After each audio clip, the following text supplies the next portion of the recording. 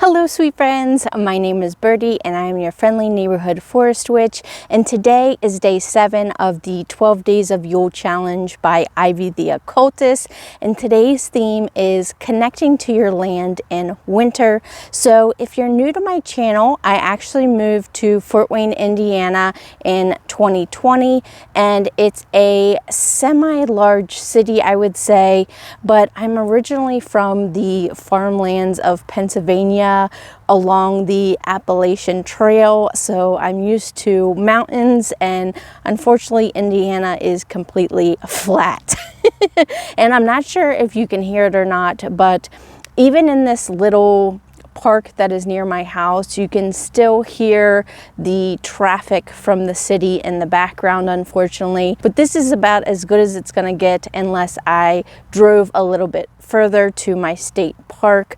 But for anyone who is in the same boat as me, where you live in the city and you're not really close to any wooded areas or mountains, I've come up with 5 ways that you can still connect to your local land within the winter time. So without further ado, let's get into this video.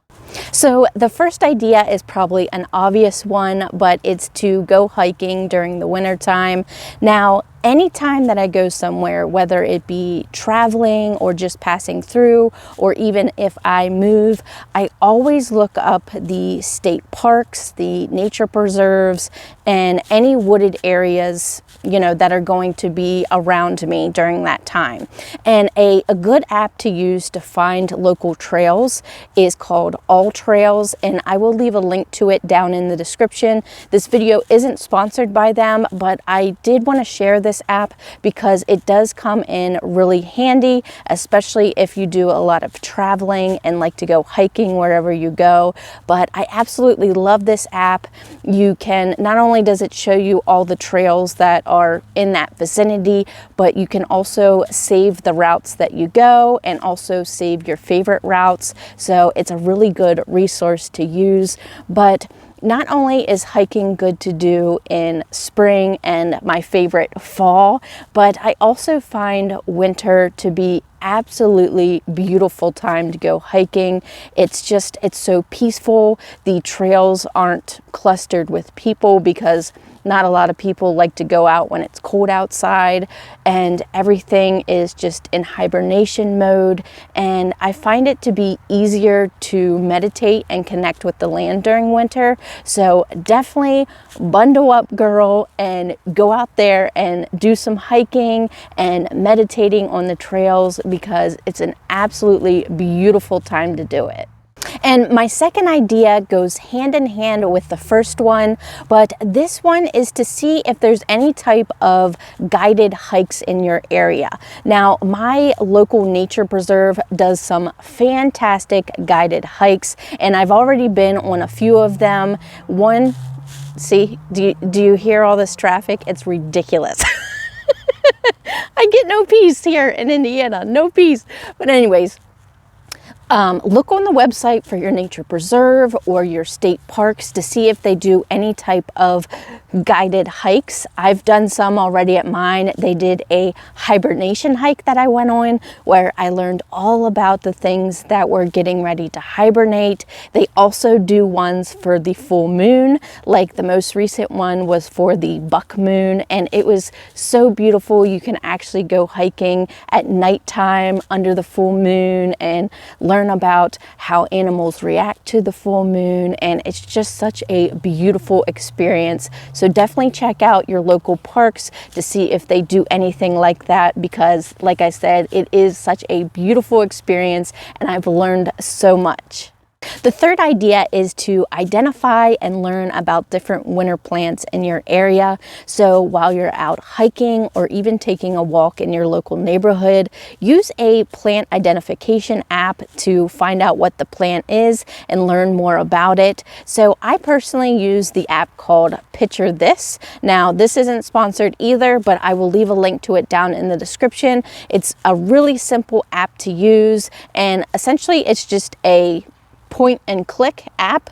So if you see the plant that you want to identify, just take a picture of it through the app and it'll bring up pictures of it, the name of it, the scientific name of it, what its uses are, if it's herbal, if it's poisonous, and it's just a really helpful app. And I just love doing this. I've found so many different plants that I haven't even heard of, and some that I've seen since my childhood and just never, found out what their names were. So it's really interesting to do that and absolutely love it. So definitely check that out. And then the next two ideas you can actually do from your home. So if it's too cold or if you're snowed in or even have a disability, you'd still be able to connect with your local land in the wintertime by doing these things.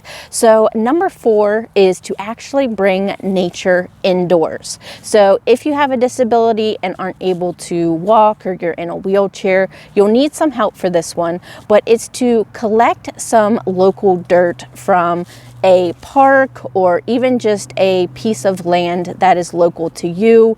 Place it inside of a Tupperware big enough for your feet, and then when you are feeling the need to ground yourself or connect to your local land, put your bare feet in this tub, put your toes within the dirt and just meditate and sit there and ground yourself with that dirt. And it's so simplistic yet peaceful at the same time, and I absolutely love doing this. Now, if you are going to be taking dirt from somewhere, you will want to, of course, thank the mother for sacrificing that dirt and also leave an offering to her for allowing you to take that dirt home, because it is obviously part of her land and we want to make sure that we are being appreciative and grateful to her for allowing us to do that.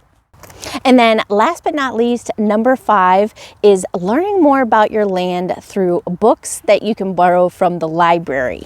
So I went to my local library and I found a few books about Indiana.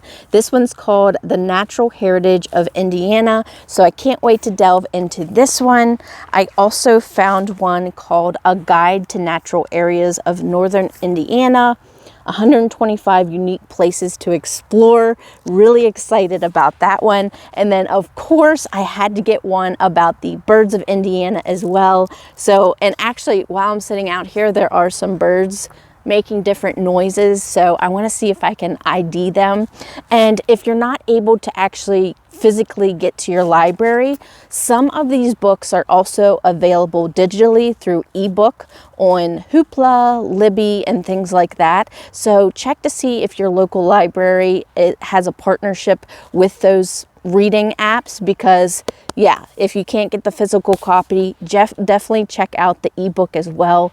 But yeah, this is a great way to learn about your local land, even in the wintertime, even if you can't get outside. So yeah, definitely check your local library.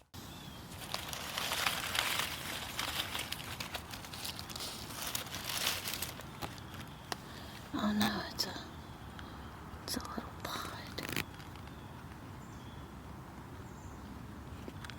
Is it an egg? I don't know. That's cool.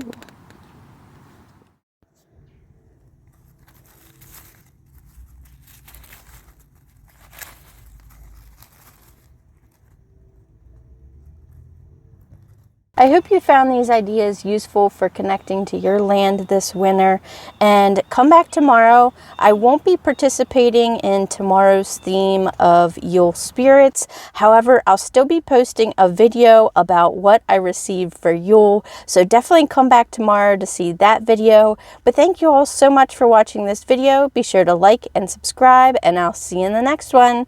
Thanks, friends. Bye.